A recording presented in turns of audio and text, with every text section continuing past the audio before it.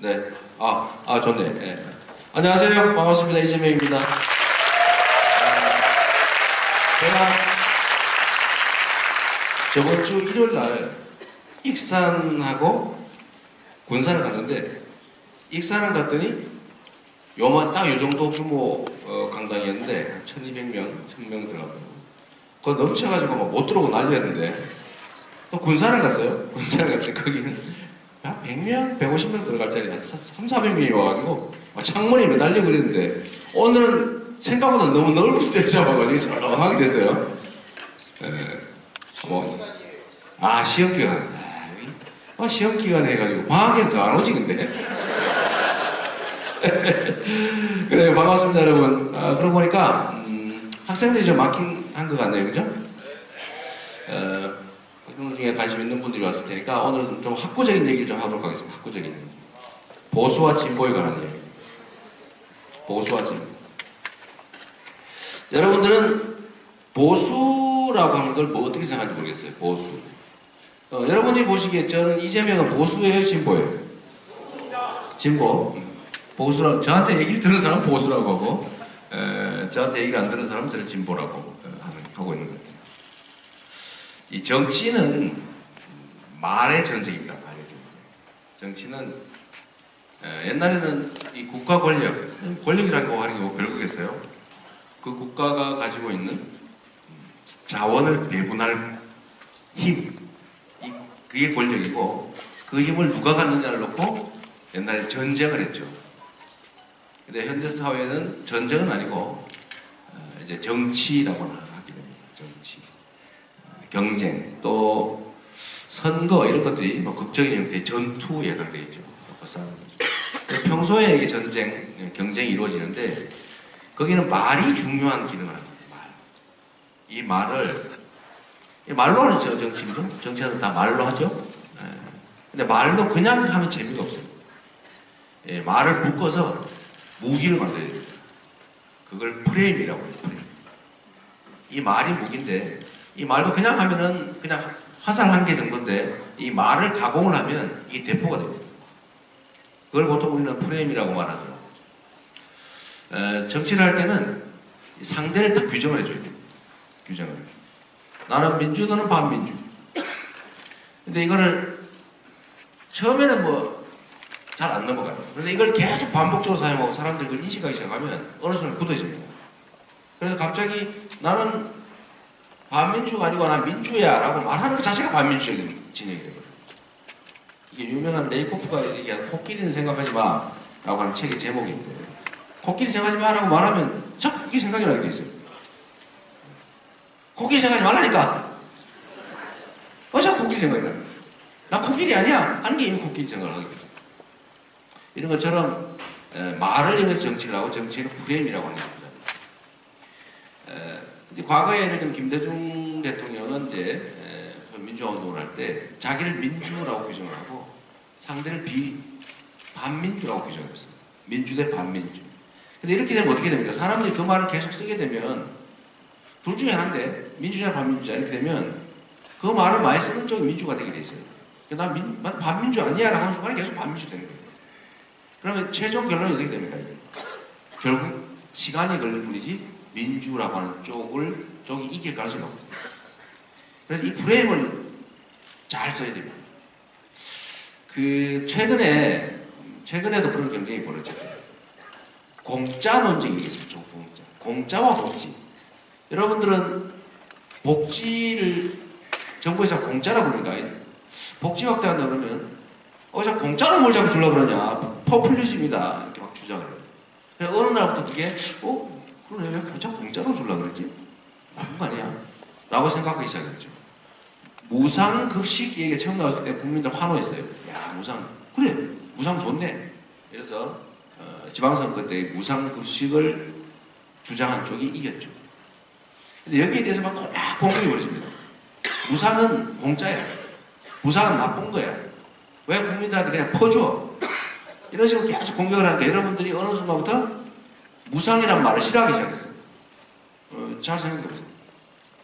원래는 좋아했어요. 그런데 무상교복, 무상의료, 뭐 무상 이러니까 뭔가 껄쩍지근해요. 아, 이거 내가 공짜 가라는 사람인가? 왜 그렇게 생각하게 됐냐? 이유는 단순합니다. 언론을 통해서 끊임없이 무상복지는 공짜예요. 무상복지는 나쁜 거. 무상복지는 국민을 나태하게 합니다. 국민 나태 누가 이겼죠? 김무성, 김구라도 있어요? 김구라는 아닌 것 같고 김무성 새누리당 대표가 대표 시절을 한 적이죠. 국민에게 복지를 많이 하면 국민이 나태해진다 이렇게 했어요. 국민 개돼지론의 변형이지. 사실이에요. 국민 대중들은 뭘 많이 주면 배불러가 일을 안 한다 이런 생각합니다. 사람으로 인격체를 생각하면 복지를 확대하면 국민이 게을러질 거다 이런 생각을 하겠습니까? 그 복지라고 하는 게 뭐예요? 국민이 낸 세금을 국민한테 되돌려준 거예요. 근데 그게 어떻게 공짜예요? 그건 공짜일 수가 없어요. 무상이 공짜는 아니죠. 그런데 계속해서 공격을 하고 공짜 하니까 어느 날 공짜하고 무상이 뒤섞이기 시작했어요. 그래서 우리 스스로도 여기 그렇게 계획적인 생각을 하는 분들이 모였을 가능성이 많은데 우리 스스로도 아이 좀 무상이라고 하지 말고 그냥 의무급식이라고 하자 라는 타협안이 나오기 시작했어요. 그게 공감을 얻기 시작해요. 왜? 중학교까지는 의무교육이니까 무상급식이라고 하지 말고 의무급식이라고 하자. 아주 논리적으로 그렇다는데 결국 이거 이미 진 겁니다. 이미 전선이 깨집니다. 그래서 그 다음에 나온 게 뭐냐면 이 언어의 의미는 자꾸 바뀌어요. 이렇게.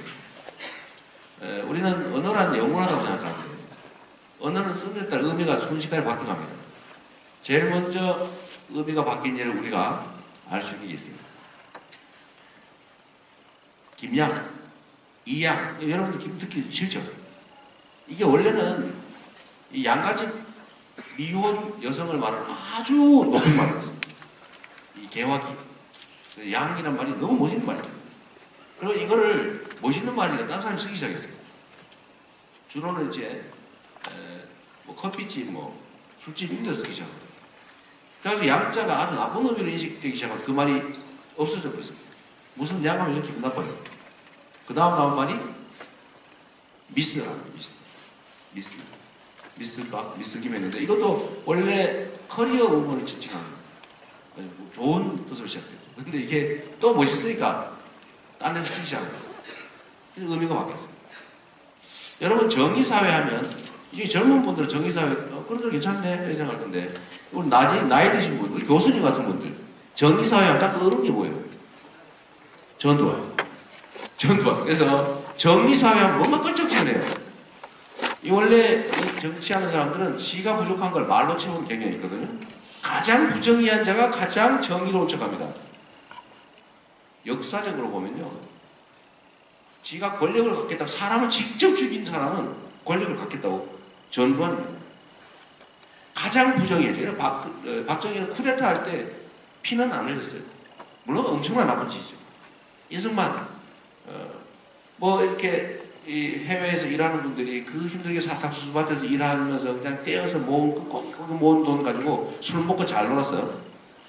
술 먹고 잘 놀다가 우리나라의 대한민국 정부 사상 최초로 탄핵한 사람이 누군지 압니까? 이승만이에요. 박근혜가 아닙니다. 이승만은 임시정부 때 탄핵을 당했어요.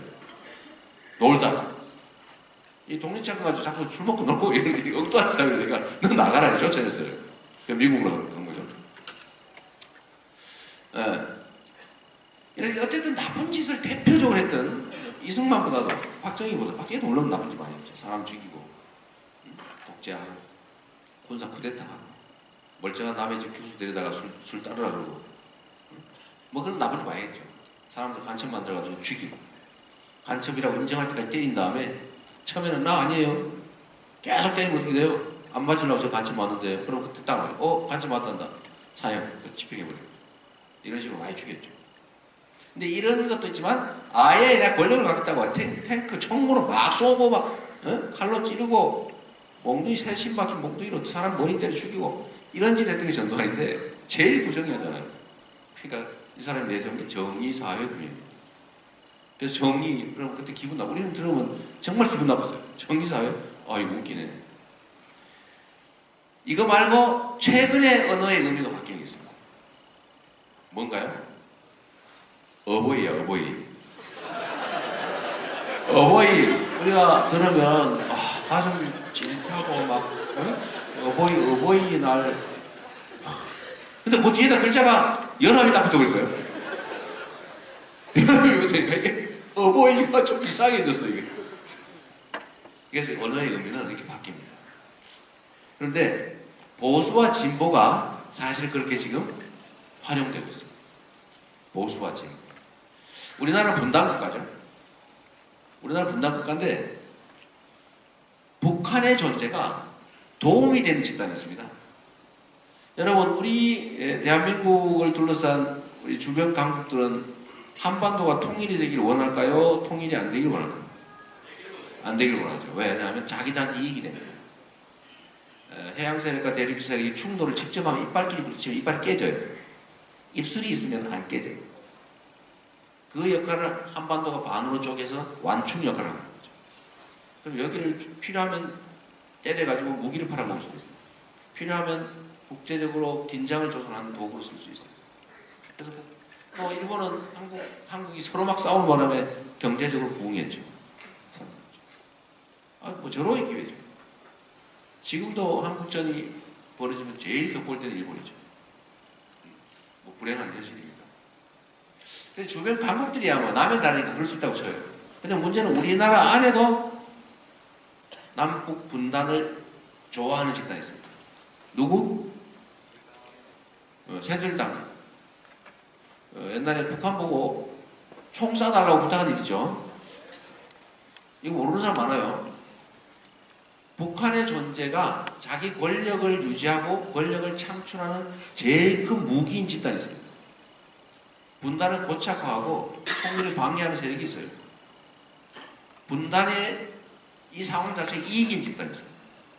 그리고 그걸 수시로 이용해보게요. 정부. 좀 미운 사람이, 노란 옷 입은 이 양반 무슨, 좀 그렇죠.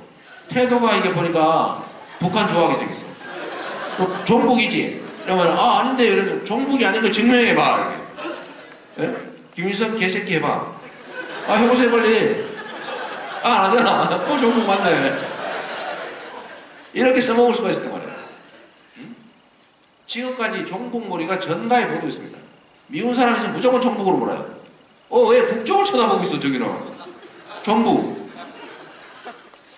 이재명 시장이 보니까 영 마음에 안 들어. 이거 정말 정부가 시킨 대로 안 하고 자꾸 하지 말래도 자꾸 하고, 자꾸 증세 없는 복지, 나는 진짜 했다, 너는 복지 없는 증세하면서 증세 없는 복지한다고 국민한테 사기쳤지, 정부에 돈이 없는 게 아니라 도둑이 너무 많은 거다. 자꾸 이런 소리 하는 이재명이 밉잖아요.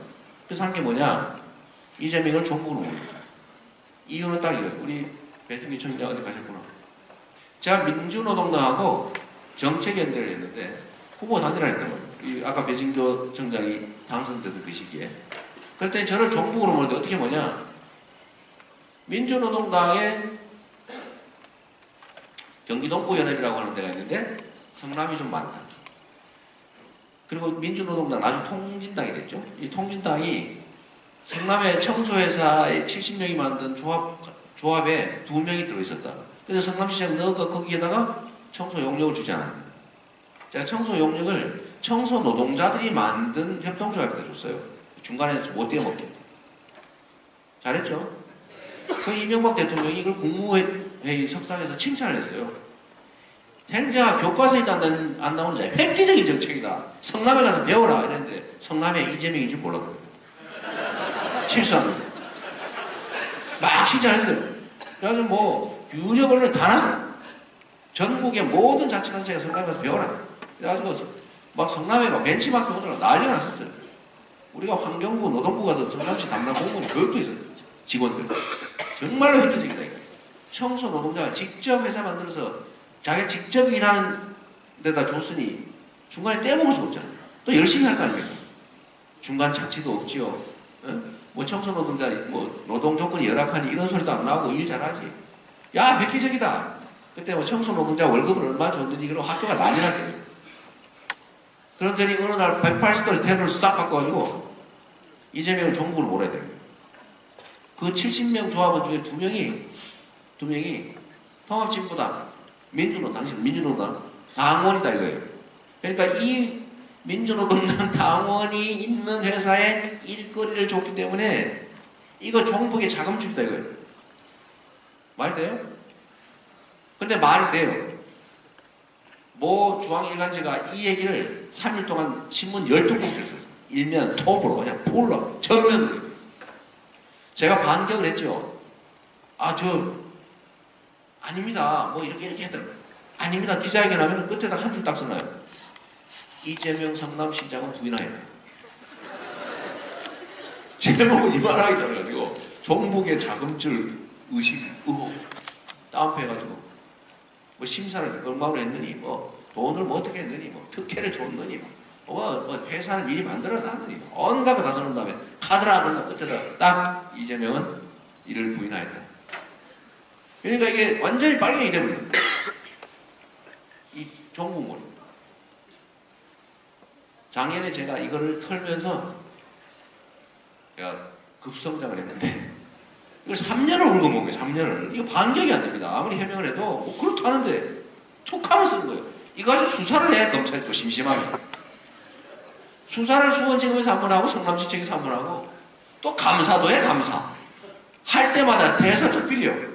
성남 압수수색, 성남 자료 제출, 종목 의심, 자금줄 추적 조사 중 툭하면 이거를 계속 울고 오는데 제가 견딜 수가 없어요. 결국은 제가 죽게 생겼어요. 결국은 제가 마지막에 이제 효수를 당하러 가는 작년 2월달에 서울지검이 저를 불렀어요. 와라.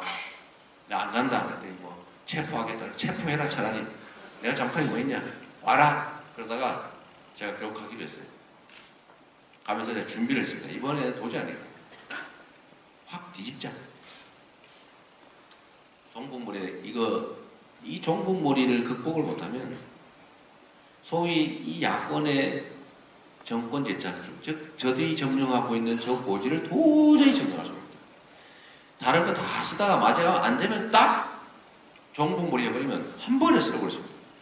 북한 보고 부탁해가지고 야 미사일 한번 쏴줘 이러면 미사일 왔다 갔다 해버리면 확 선거기로 뒤집어져 버려요. 그래서 이거를 깨지 않으면 도저히 길이 없구나. 내가 내 운명인가 보다 이렇게 생각하고 정면 돌파를 하기로 그때부터 마음먹어요. 그래서 작년에 부르길래 제가 갔죠. 뭐 그때 뭐 종편 이런데서 막 카메라 다 대고 생중계하고 있었어요. 이재명 죽는 날이야 이제. 종북의 자금줄 정황 포착한 듯 이게 어디 종편 제목 기사예요. 하루 종일 들고 있었어요. 이재명 성남시장 종북의 자금줄 정황을 포착한 듯. 이 기사 제목이에요. 하루 종일 종편을 들어요. 뻘겋게가지고 이재명 막. 제가 갔어요. 가서 마지막 선고를 딱 낸 거죠. 그 회사가 사회적 기업이라서 정부도 지원을 하고 있습니다. 그래서 가가지고 편집 못하게 아주 짧은 거예요. 왜냐하면 인터뷰를 길게 하면 편집을 해요. 자기 마음대로. 나는 소가 싫어요라는 말을 싫어요. 뭐 이렇게 하면 앞으로 딱딱 딴 말 만들어. 그래서 이걸 못하게 딱 한 줄로 정리했습니다. 똑같은 회사인데 이재명은 회사에 일거리를 줬다. 공짜로 준 게 아니고 일거리를 주고 일거리를 주었으니까 나보고 종북이라고 자꾸 그런다. 그런데 이 회사에 박근혜 대통령의 정부가 1년에 8천만 원씩 보조금을 주고 있다. 현금을 주면 그러면 이거 공작금이라 봐야 되니까 박근혜는 고정관찰이다. 이렇게 생중계하고 있는 데다.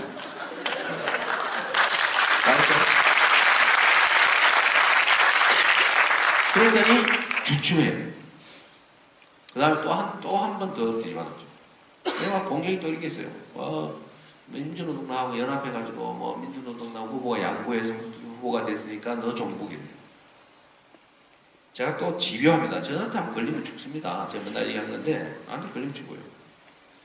막 찾아내서 분명히 뭐 있을 거다. 그래 막 찾았더니 누가 트위터에다가 캡처한 사진을 다 올려줬어요. 이게 뭐였냐면 박근혜 대통령이 당대표 할 때 민주노동당하고 정책연대를 해가지고 참여정부에 대항을 한 보도가 있더라고요. 9시 뉴스 사진이 있어요. 이렇게 보라색하고 그때 무슨 색이든가 이렇게 딱 둘이서 이렇게 있는 사진. 저걸 딱 캡처한 걸 받아가지고 내가 민주노동당하고 정책연대에서 종북이면은 박근혜 대통령은 원조 종북이다. 이렇게. 그 후에도 몇 차례 이걸 들이받았더니 저한테는 종북몰이 하지 않습니다. 저한테는 드디어 종북몰이 하잖아요. 얼마 전에 제가 하도 저를 텔레비나 신문에 안 써주는 거예요. 어느 날은 맨날 옛날 써줬거든. 이재명이 나쁜 놈, 이재명이 죽일 놈, 이재명이 이렇게 막 써줬어. 그럼 써주면 제가 그걸 이용해가지고 딱 관심을 받은 다음에 제가 하고 싶은 얘기를 인터넷에 쫙 올리면 사람들이 검색어 상위권 이재명을 쳐본 다음에 딱 들어가니까 이재명이 잘했다고 나와. 이게 작전이죠. 이렇게 써먹었더니 어느 날부터 기사를 안 써주는 거예요. 아예 안 써줘. 그래서 안 되겠다. 이 비상수단을 쓰자. 라고 해가지고 비상수단을 뭘 썼냐면 사드 얘기를 하기 시작한 거예요. 종북몰이 한번 다 해보려고. 그건 몰아줄 거다 분명히. 몰아주지 않겠냐. 이런 기대를 하고 딱 준비를 하고 있었던 거죠. 사드 얘기를 했는데 날 종북으로 몰면 딱 답을 낼 준비하고 있었던 거예요. 공격하려고. 너네 북한에 필요할 때마다 북한에 총 쏴달라 그러고 이상한 짓 하면서 긴장 조성해가지고 선거 때마다 득받지. 그게 바로 종북이야.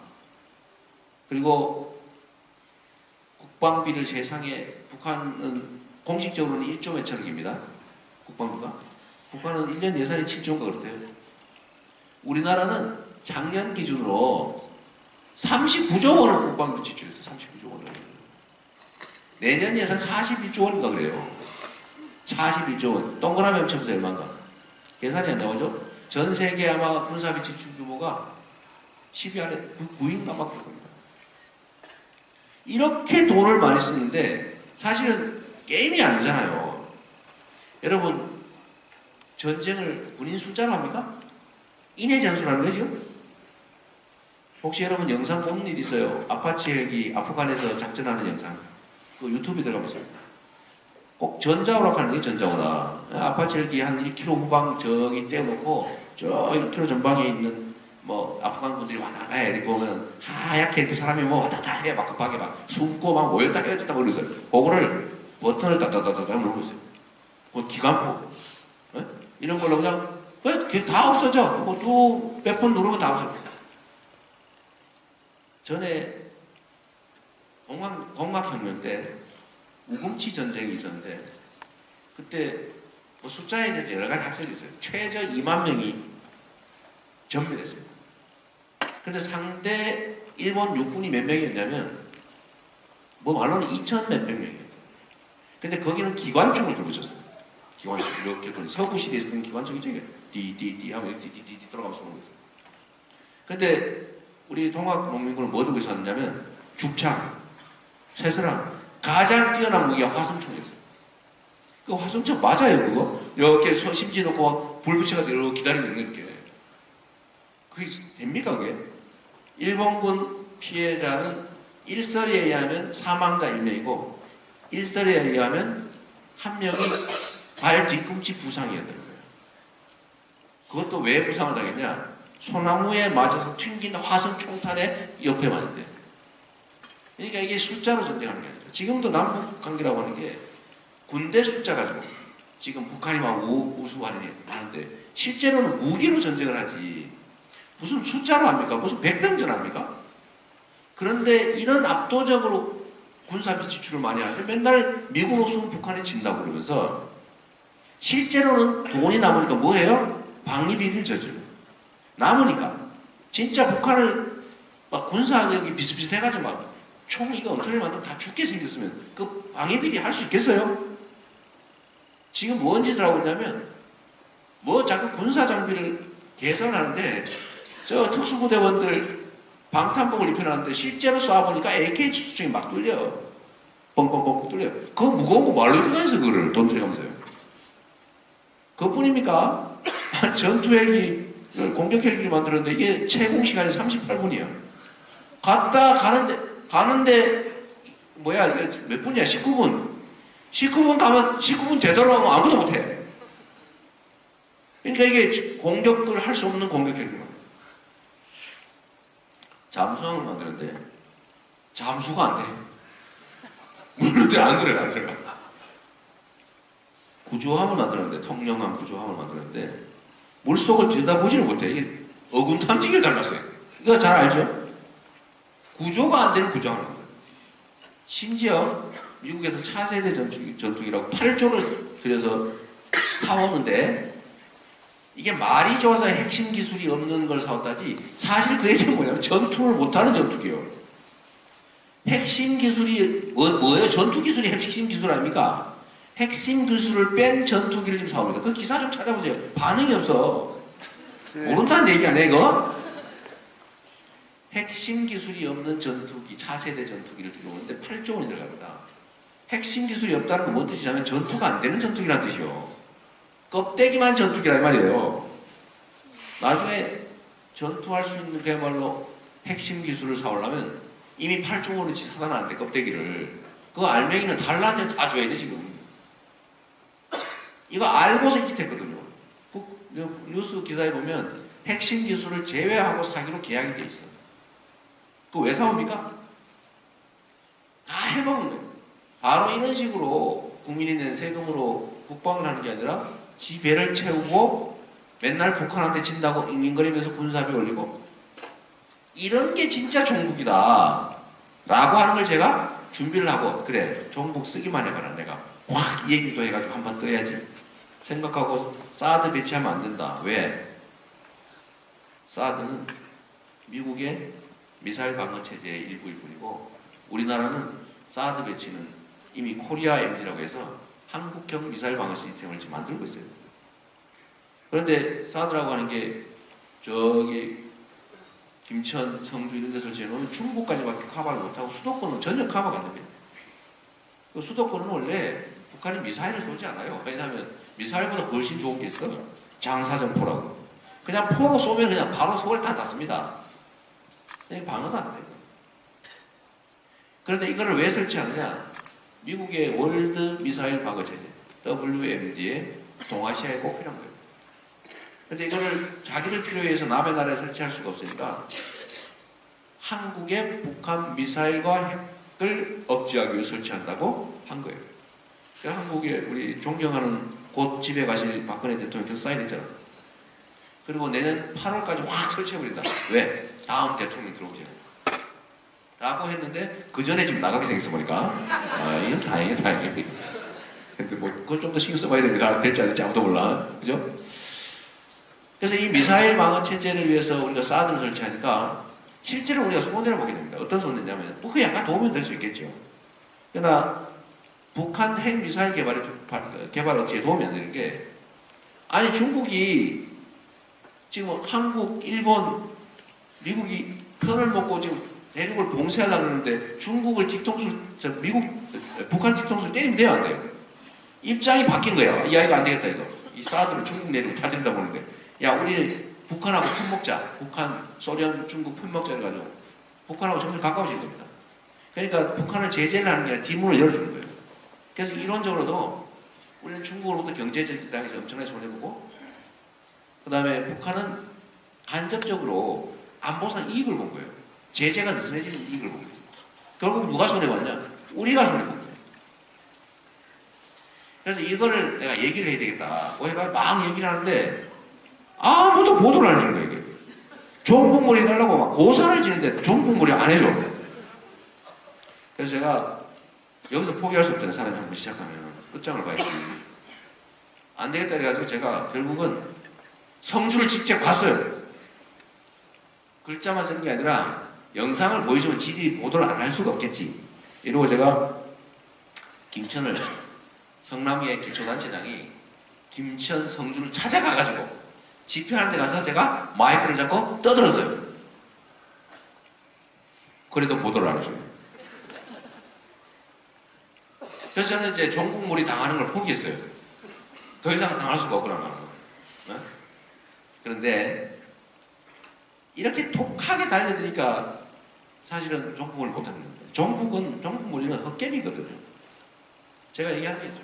북한을 그걸 누가 좋아하겠냐? 못 살지, 비민주적이지, 반인권적이지, 세습하지. 이게 정상적인 현대적인 나라라고 하기 어렵잖아요. 아니잖아. 그걸 누가 좋아하겠냐고. 나보고 자꾸 북한 가라는 남자들 있던데. 북한 좋아하니까 북한 가라 자꾸 그런 거 쓴 애들이 있어요. 애인가 어린가 잘 모르겠어요. 많이 써요. 그래서 저는 북한 안 좋아한다. 근데 솔직히 나 김일성 개새끼는 못하겠다. 창피하게 어른이 애들이 이거 하라 한다고 어떻게 하냐. 그때 바로 나 진짜 전국 맞대는 거예요.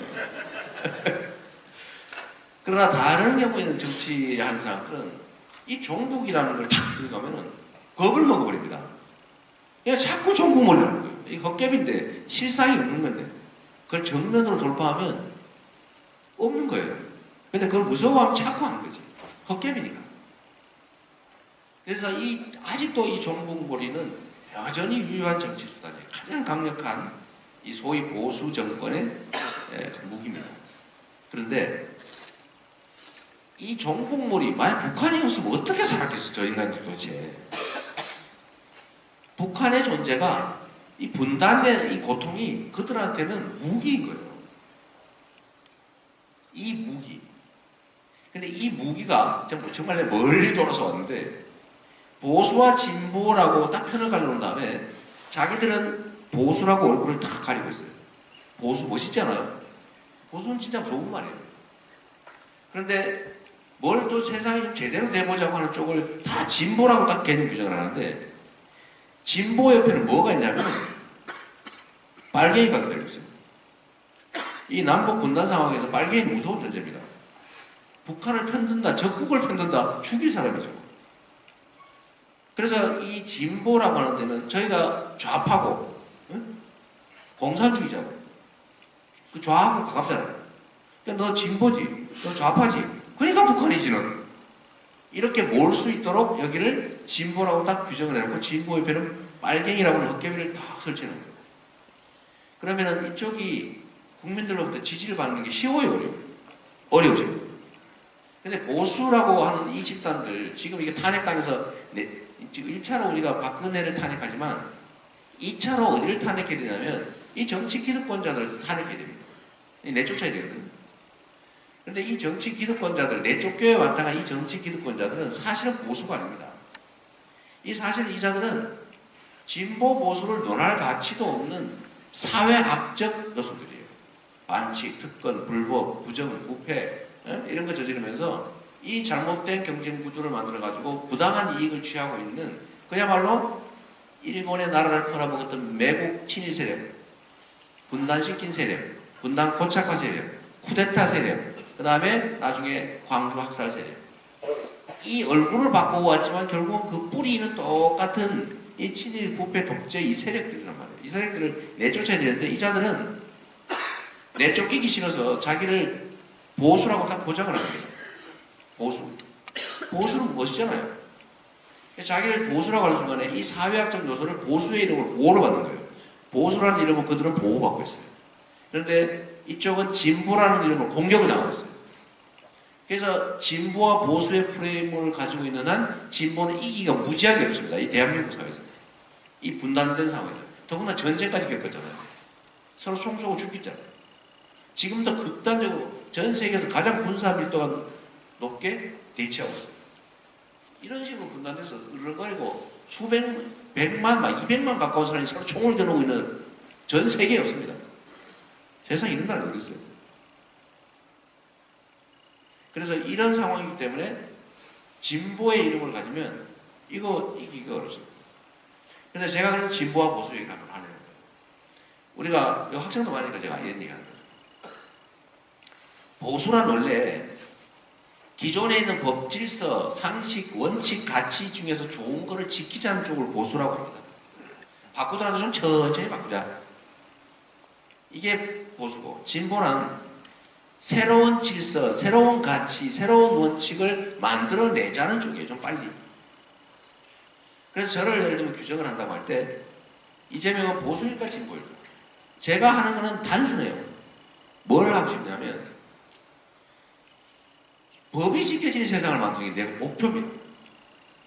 우리는 헌법이라고 하는 걸 만들었어요. 대한민국 정부를 수립하면서 온 국민이 합의해서 만든 헌법이 있어요.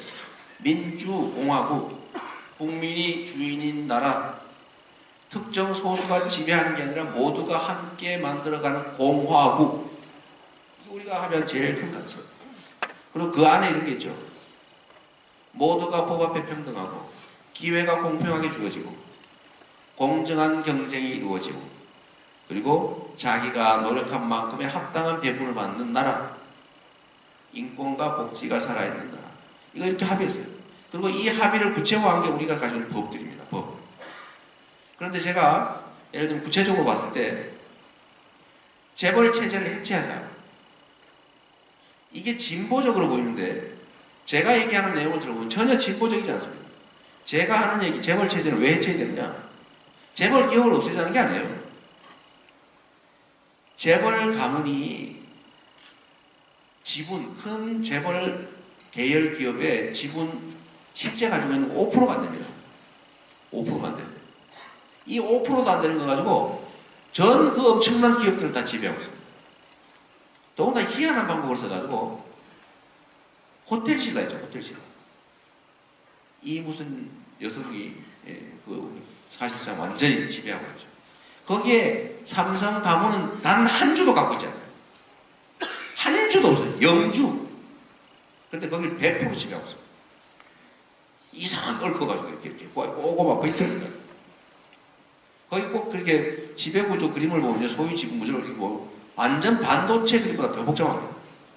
뭘 그리 복잡하게 하지? 내가 이렇게 따라 있다가 포기했어요. 너무 복잡해가지고. 이러고 지질 않아. 이게 가다가 선이 사다리 타기 너무 많이 보면 헷갈리잖아요. 근데 따라가다 포기했다는 게 이게. 이런 이상한 지배구조. 5%밖에 안 가지고 있으면 100%의 권력을 행사하죠. 원래는 이사를 뽑거나 뭐 회장, 사장 뽑을 때 딱 5% 이내의 지분권만 행사해야 되는 거 아니에요. 그게 주주 자본주의에 맞잖아요. 주주 민주주의.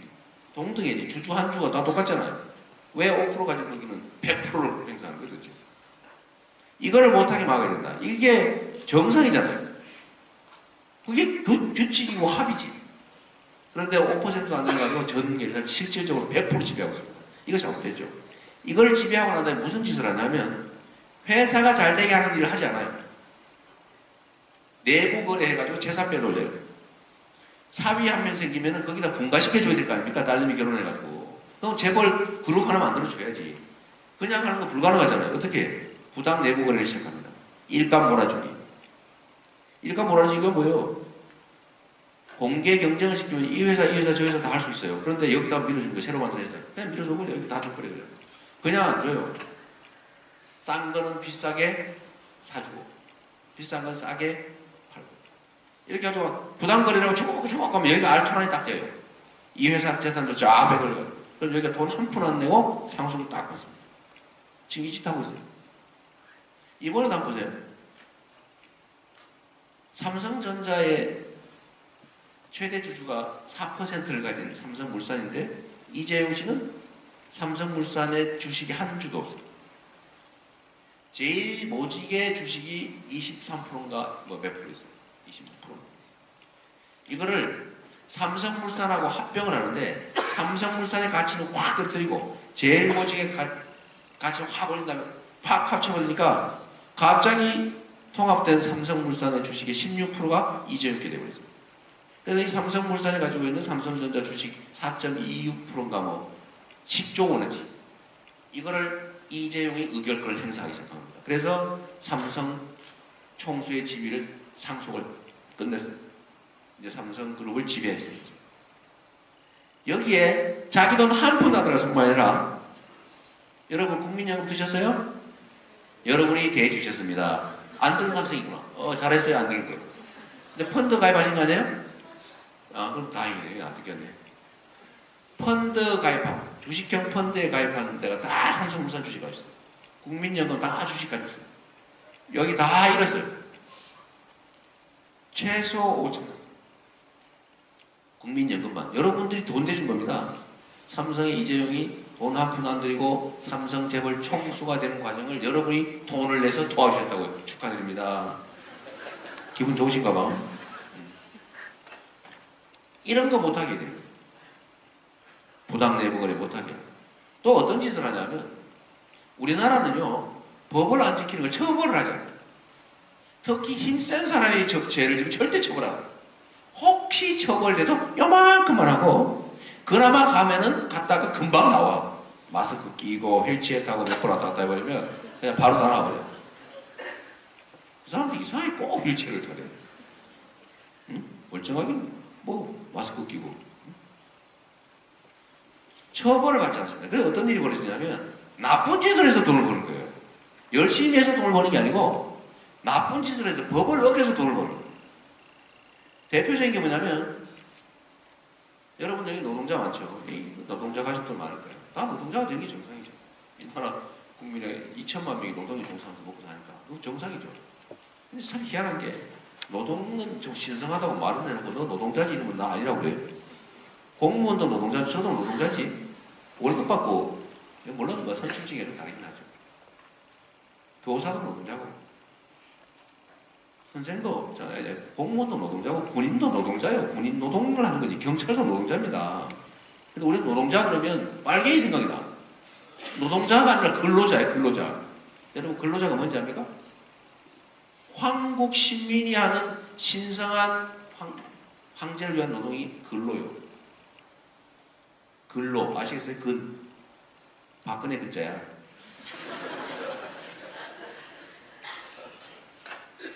사실은 아니고.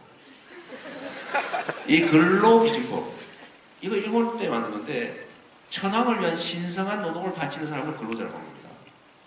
노동자라고 하지 않아. 왜 노동법이라고 안 하는 거예요? 근로자의 날을 노동자의 날로 노동절로 바꾸는데 엄청난 세월이 걸렸습니다. 메이데이 5월 1일로 바꿉니다. 노동하면 빨갱이 냄새를 일본이 계속 심고 있는 거예요.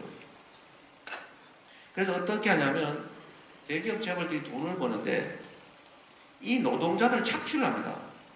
원래 여러분 우리의 노동법에 의하면 8시간만 일하고 주 5일 일하고 만약에 8시간 이상 일을 시키면 원래 주는 월급의 1.5배를 주라고 되어 있어요. 1.5배. 그런데 우리나라에요. 원래는 일주일에 52시간 일 못하게 되어 있어요. 연장근로 12시간 이상 못하게 되어 있습니다. 법에. 그리고 12시간 이상 일하면 처벌하게 되어 있어요. 이거 합의를 해서도 못하게 되어 있어요. 왜냐하면 그만큼의 일자리를 만들어야 됩니다.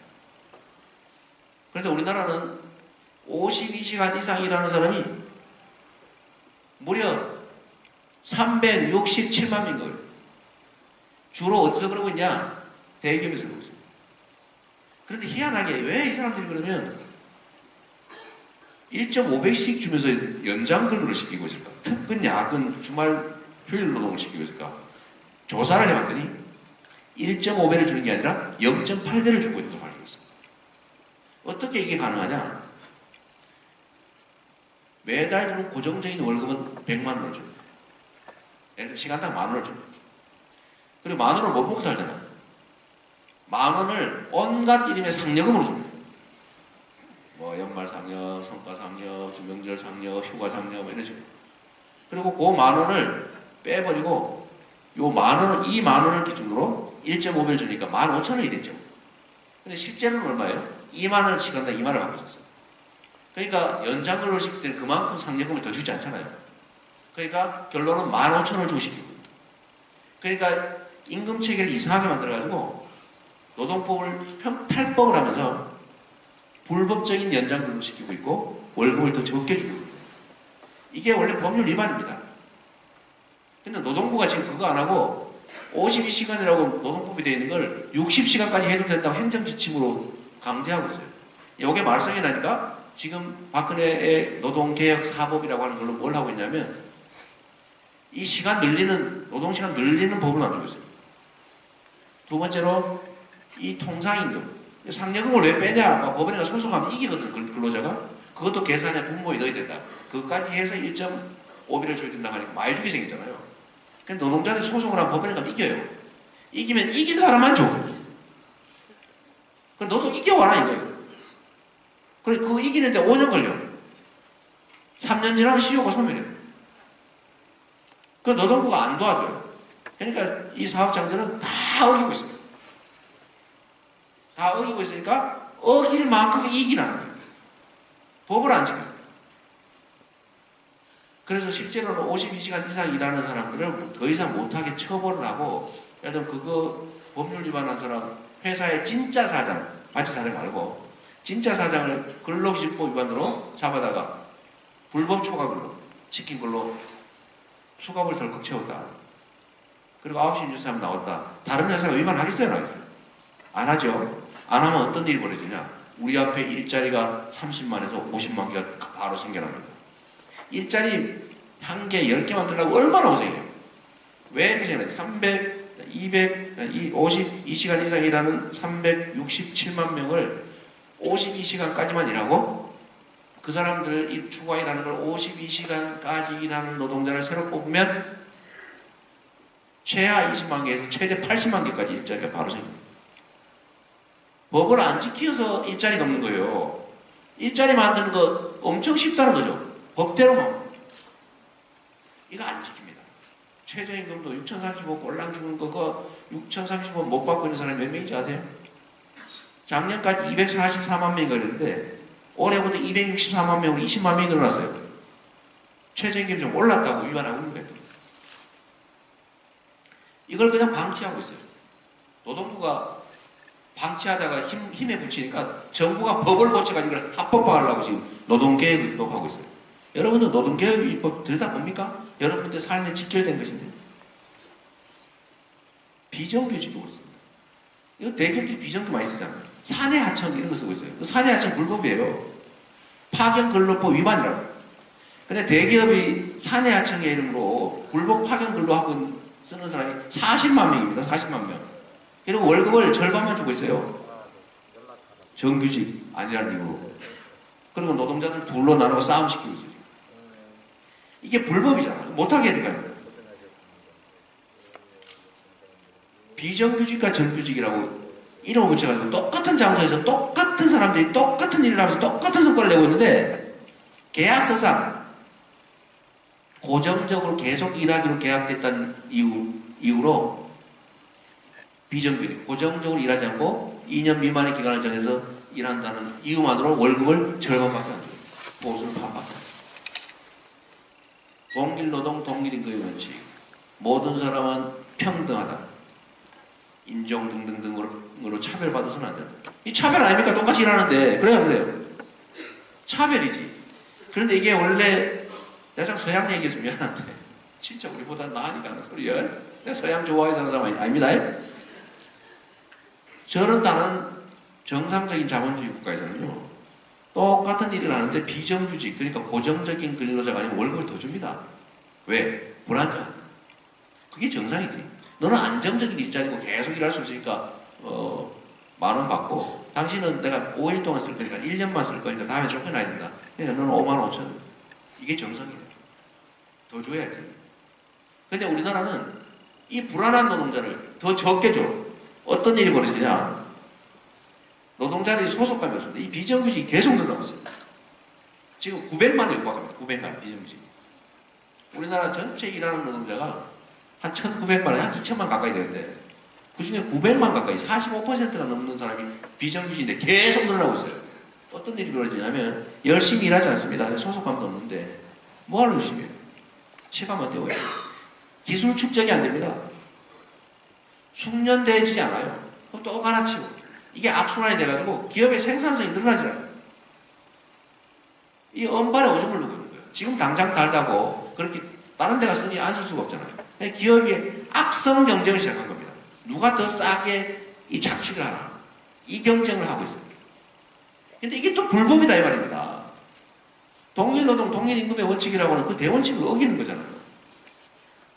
어떻게 똑같이 일하는데 월급을 딸죠. 이거 못하게 해야지. 만약에 동일노동, 동일임금의 원칙이 진짜 지켜진다고 하면 여러분이 사용자라고 하면 정규직 쓰겠어요? 비정규직 쓰겠어요? 정규직을 쓰죠. 아니, 수학 잘 못해요? 너무 단순한 산수를 답을 안 하는 거예요? 어차피 계속되는 일자리고 어차피 사람이 필요하면 그걸 정규직으로 쓰면 기술도 축적이 되고 소속감도 생기고 좋잖아요. 요번에 지금 성과연봉제 금융계획 도입한다고 해서 난리 나서 제가 어제 하나 썼어요. 성과연봉제를 하면 일 열심히 할 것 같죠? 천만에요. 소속감도 사라지고 단기 이익에 급급해가지고 결국 회사를 망쳐요. 이건 이미 몇 년 전에 지인이 뭐 이런 데서 다 하다가 다 포기한 거예요. 이게 훨씬 사람들한테 소속감 주고 격려하고 이렇게 하니 훨씬 생산성에 도움이 된다고 해가지고 다 포기한 걸 우리나라로 도입하고 있습니다. 노동자들 쥐어짜려고. 당장은 쥐어짜지만 나중에는 나라 망해요. 근데 그 기업들이 이런 불법적인 행위라는 것을 정부가 단속을 하지 않고 방치하고 있습니다. 계속 확대해요. 그러니까 어떻게 됩니까? 기업의 내실이 없어져요. 경쟁이 진짜 경쟁력이 생기기라.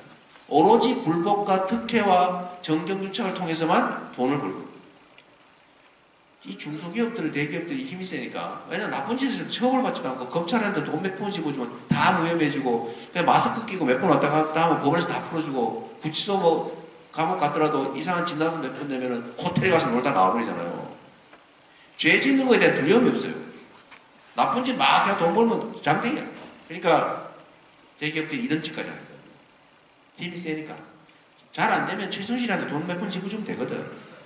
박근혜 만나가지고 네네 이거 몇 번 하면 좋아요. 그럼 다 들어줘. 면세점도 해주고 규제도 완화해주고 노동자들 탄압도 해주고 뭐 훔쳐도 다 봐줘요. 얼마나 좋아. 천국이지. 대기업들이 해외로 탈출할 거라고요. 다른 나라 유럽이나 미국 가서 우리나라처럼 경영하면 다 감옥 가서 평생 못 나옵니다. 이런 거 할 때 박수 한번 치는 거예요. 이 좋은 나라를 두고 왜 외국으로 가겠어요? 세금도 안 내지, 나쁜 죄도 처벌도 안 되지. 뭐 이런 좀 이상한 거고, 뭐 여자한테 500만 원씩 주고 거 영상 나오도 뭐 문제 없고. 얼마나 좋아, 얼마나 좋아. 왜 탈출해요? 이런 나라다 보니까 무슨 짓을 하냐면 정말로 열심히 연구해가지고 생산성을 향상하고 경쟁력을 키우는 게 아니라 남의 걸 뺏기 시작합니다. 그 힘없는 하청회사, 계열사들 이런 거 여기다가 거의 노력해가지고 좀 이렇게 우리 좀 먹고 살만하네. 이거 삼성에 5,000원에 납품하는데 우리가 생산원가 원래 4,500원이었다. 진짜 쥐어짜가지고 4,000원에 생산을 해가지고 드디어 1,000원 남나보다 하면은 단가를 4,500원을지만 부딪혀버려. 단가 올리죠. 딱 봐가지고 바로 쳐버려. 이거 하면 안 되게 돼 있거든요. 이거 하면 징벌대상이에요, 징벌. 그런데 한 번도 그거 해가지고 혼난 기업이 없습니다. 맨날 하고 있어요. 그리고 기업들이 어떤 태도를 취합니까? 생산성 향상해요. 가서 납품 담당하는 직원한테 뇌물 먹여요. 뇌물을 먹이죠. 부정한 거래를 하기 시작해요, 기업들이. 정상적인 경쟁을 하잖아요. 그럼 이게 경제가 살지 않습니다. 젊은이들이 아이템 좋아가지고 기술 개발을 해가 창업을 했어요. 잘 될 것 같아. 미국 같으면 그거를 무슨 페이스북 이런 데서 막 2조 원, 3조 원, 막 몇천 원 주고 삽니다. 젊은이들이 그걸 개발해가지고 갑자기 떼부자가 돼가지고 막 좋다 그러고. 그런데 우리나라는 그 개발은 어떻게 된지 알아요? 뺏겨버려요. 뺏겨버려요. 그리고 그 중에 진짜 기술자가 있으면은 저 스카우트에 데려가 버립니다. 그거 막 사장이 잡아도 소용없어요. 이거 월급 한 달에 500만 원 주는데 제가 5천만 원 준다는데. 이거 하면 안 되게 돼 있거든? 해도 상관없어요. 그래서 이게 문제가 되면 어떻게 되냐? 이게 우연히 문제가 됐어요. 이게 안 되겠다. 법적으로 해보자. 고소하니까 무혐의야? 그 친정이라고 법원을 그래도 좀 괜찮으니까 법원이 재판을 했어요. 재판을 해서 이기는데 5년 걸려요. 이기고 나니까 좀 몇 푼 받았는데 변호사 비용밖에 안 돼요. 그리고 그때 보니까 기술을 다 쓸고 없앴어요. 그게 정신병 걸려요. 저한테 이거 들고 쫓아다니 오늘도 오셨나 모르겠다. 어떤 사람이 자기 평생의 소원이 삼성을 죽이는 거예요. 삼성을 감옥 보내니까 평생의 꿈이야. 인생을 망쳤대요. 그래서 저한테 편지를 이만큼 써가지고 온 다음에 제가 강연하는 데마다 쫓아다니고 있어요. 박수 한 번이라도 더 쳐주겠다고. 이재명이 강연하는데 박수 한 번이라도 더 쳐주겠다고. 제가 눈물 났어요. 왜 사람을 이렇게 만들어요? 그러니까 요새 유행이 뭐냐면 아이템 좋고 기술 좋으면요. 해외로 탈출해라가 조언이에요. 우리나라에서 뺏기고 훔쳐가버리니까 차라리 실리콘 밸리로 가든지 유럽으로 가라. 이게 선배들이 권합니다. 젊은 세대한테. 응? 이러니 나라가 살 수가 있어요. 이런 거 안 해야 중소기업 뺏고 막 기술 탈취하고 부당 내부 거래하고 또 문제 생기면은 막 저기 권력자한테가 돈 주고 뇌물 주고. 삼성 이재용을 구속해야지요. 삼성 이재용 구속하라면 원래 박수치고 그러는데 제가 지금 대한민국 정치에서 있을 수 없는 위험한 짓을 하고 있는 건 여러분 아시죠? 저 원래 겁이 좀 없어. 죽으면 그만이지 뭐. 나 원래 그렇게 하고 생각하고 사는 사람이에요. 죽으면 안 돼. 그러니까 내가 그 얘기 해놨어요. 나는 번개탄하고 마티스 싫어한다. 그리고 내가 우리 운전 수행팀한테도 외딴 길로 웬만하면 다니지 마라. 시켜놨어요, 사실. 너무 억울한 일이 벌어질 수 있잖아요, 그죠? 그런데 이 온갖 나쁜 짓을 해도 제재를 받지 않으니까 정상적 경쟁을 하지 않습니다. 힘센 사람이 힘을 이용해가 부정한 행위를 해가 돈을 벌기 시작하니까 이게 기업이 경쟁력이 생겨요, 안 생겨요? 절대 안 생깁니다. 왜? 나쁜 짓에도 돈 잘 버는데 미쳤다고 힘들어가지고 고생을 하는 거예요. 이거를 고치기만 하면 아까 얘기했던 그런 것들을 고치고 이 나라를 공정하게 법이 집행되는 나라로 만들고 주어진 권한을 이용해서 합리적으로 사회적 약자들을 좀 부양하죠. 정치란 원래 억강부양, 힘센 사람을 억누르고 힘없는 사람을 부척해서 같이 살게 하는 게 정치의 본질적 역할이니까 재량권을 행사해서 좀 부양 좀 하면, 억강 좀 하면 저는 기업도 경쟁력이 생길 것이요, 사람들한테 기회가 주어지니까 열심히 일할 것이요, 중소기업들도 자기들 기술 개발이나 생산성하면 그 향상한 만큼 자기가 뜻대니까 열심히 할 거 아니냐. 이런 정상적인 나라를 만들자고 법대로 하자, 상식대로 하자가 이게 보수입니까? 진보입니까? 바로 보수죠. 내가 농담이 아니라 이재명은 진짜 보수예요. 가끔씩 내가 진보라고 해서 진짜 보수라고. 줄임말이 진보다.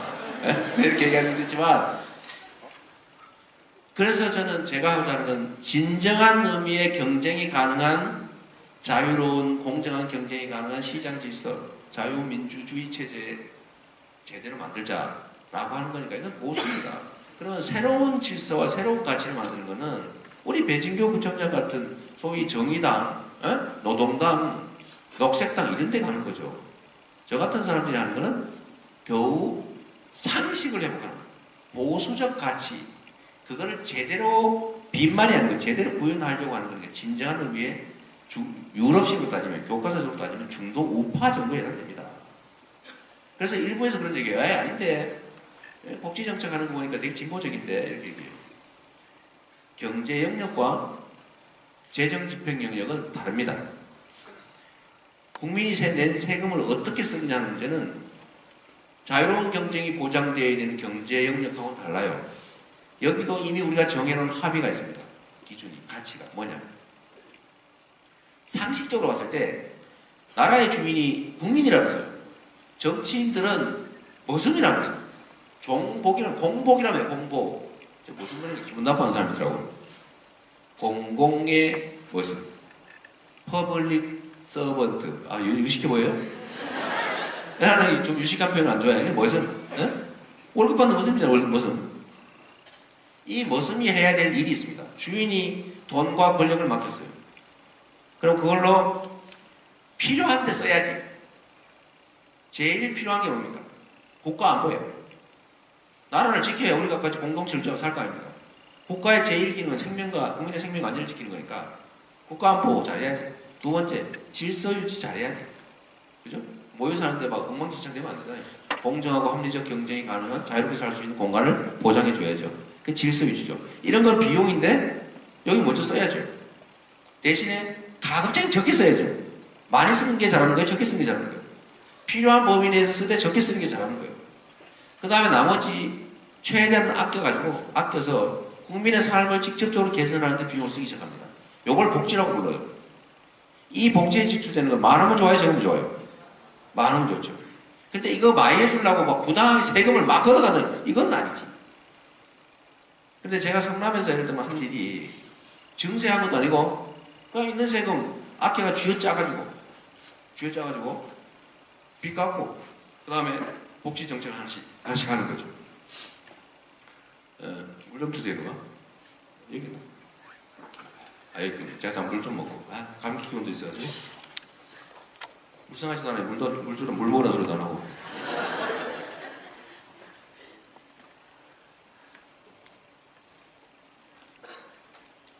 복지라고 하는 게 국가나 국민의 부담을 늘리지 않으면서 복지를 늘릴 수 있다면 그건 잘하는 거예요.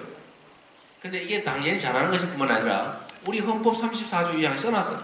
이미 국가는 국민의 복지 증진을 위해서 노력할 의무가 있다. 국가의 의무고 곧 그것 반대로 말하면 국민의 권리인 거죠. 국민은 내가 낸 세금으로 막 비용 최소한으로 쓰고 우리의 삶을 개선하기 위해서 우리 많이 돌려줘. 머스마 라고 요구할 수 있는 거죠. 국민의 권리라는 거예요. 그래서 복지를 증세를 하는 것도 아니고 성남처럼 세금 아껴가지고 열심히 국민의 복지를 증진하는 거는 이거는 칭찬받아야 될 우리가 약속하고 합의한 것들을 지키는 거니까 이 점에서는 이게 진보일 수가 없는 거죠. 기존에 우리가 합의한 걸 잘 지키고 있는 거예요. 유럽의 어느 나라가 기본소득 얘기를 하잖아요. 우리도 기본소득 얘기를 하는데 우리의 기준에 하면 기본소득 얘기를 하면 완전 좌파, 막 극좌파, 빨갱이쯤 돼야 돼. 근데 이 기본소득을 얘기하는 것은 유럽에서는 되게 우파 정권들이 합니다. 우파 정권. 왜? 자본주의 체제의 한계를 보완하기 위해서 나온 게 선별적 복지였고 그게 선별적 복지로는 한계가 있고 힘들고 그러니까 보편복지로 확대되다가 이게 목적을 정한 뭐 특정한 이 복지 정책을 하는 건 아예 현금으로 그냥 쫙 일률적으로 줘버리는 것이 훨씬 더 효율적이고 경제 활성에 도움이 되더라 라는 결론에 이르렀기 때문에 경제 활성화를 위한 조치로 기본소득을 도입하고 있는 겁니다. 인심 쓰는 게 아니고 착해서. 그러니까 이것도 이미 합의한 것들을 지킨다는 측면에서는 보수적 가치죠. 그래서 제가 하고 있는 거는 약간의 억지스러움도 있습니다. 뭐 심하게 복지를 확대하면 그건 진보라고 할 수 있는데 기본적으로는 보수라는 거죠. 보수 우파의 가치. 그러면 여기서 하나 의문이 생기죠. 마지막. 그러면 과연 지금까지 우리 사회에서 보수라고 한 것들은 뭐냐고 그거. 가짜인 거죠. 진짜 보수. 정말 건전한 보수. 건전 보수라고. 또 건전 보수라고까지 사기를 치고 있어 지금. 네? 이 가짜 보수가 드러나니까 이번에는 그냥 보수가 아니고 진짜 보수라고 해서 진짜 보수들이 지금 화나고 있습니다. 진짜 보수가. 근데 이 진짜 보수들 그러니까 건전하게 법을 지키고 법을 존중하고 그 안에서 최선을 다하고 현재 우리의 좋은 가치를 지키려고 하는 입장에서 여기 보면 되게 여러분들 생각이 보수예요. 이 중에서 우리나라의 새로운 이 현재 합의된 질서 말고 새로운 질서를 만들어 봐야지 하는 사람이 있겠지. 학생이니까 그 생각 좀 많겠죠. 저도 뭐 그 생각 많이 할 때 있었으니까. 그건 진보라고 할 수 있죠. 새로운 질서. 사회주의 체제를 만들어보자. 네? 뭐 이런 건 진보가 맞죠. 근데 실제로는 정상적인 의미의 보수를 진보라고 비난하는 자들은 실제로는 보수가 아니라 사회악들입니다. 그래서 이거를 보수와 가짜 보수, 보수의 이름으로 보호받고 있는 사회학들을 진짜 보수와 철저히 분리해야 됩니다. 제가 예를 드는 게 옆집하고는 같이 살아야 된다. 존중하고. 다르다는 이유로 옆집이라는 이유로 파괴하거나 없애면 안 되죠. 같이 사는 건데. 그런데 없애야 될 게 있어요. 옆집을 가장한 강도. 옆집이라는 이름으로 숨어있는 강도들이 있습니다. 이 강도는 타협하면 안 돼요. 거기는 제거해야 돼요. 잡아 없애야 됩니다. 그래서 제가 작사를 해준다고 하는 것은 정치적 입장이 다른 상대가 아니라 정치적 상대의 모양으로 포장하고 있는 사회학. 불법과 탈법과 특권과 편법을 쓰는 이 기득권층을 정상적인 질서로 바꿔서 그들을 사실은 내쫓아야죠. 그게 우리가 할 일.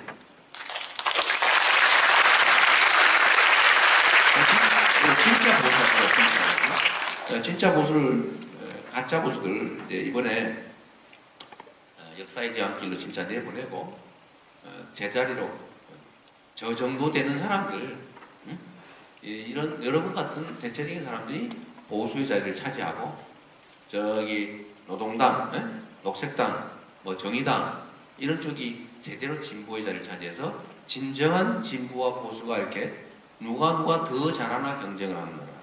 그런 정상적인 사회를 만들어야지 지금처럼 없어져야 될 가짜가 보수를 진보라고 공격하면서 이 부당한 이익을 얻고 있는 이익을 청산하고 이제는 정말 우리가 헌법에서 합의한 공정하고 평등하고 합리적이고 정의로운 평화와 인권과 복지가 보장되는 그런 나라를 우리 손으로 한번 만들어 봅시다. 네, 고맙습니다. 딱 한 시간이에요, 딱 한 시간. 지금부터는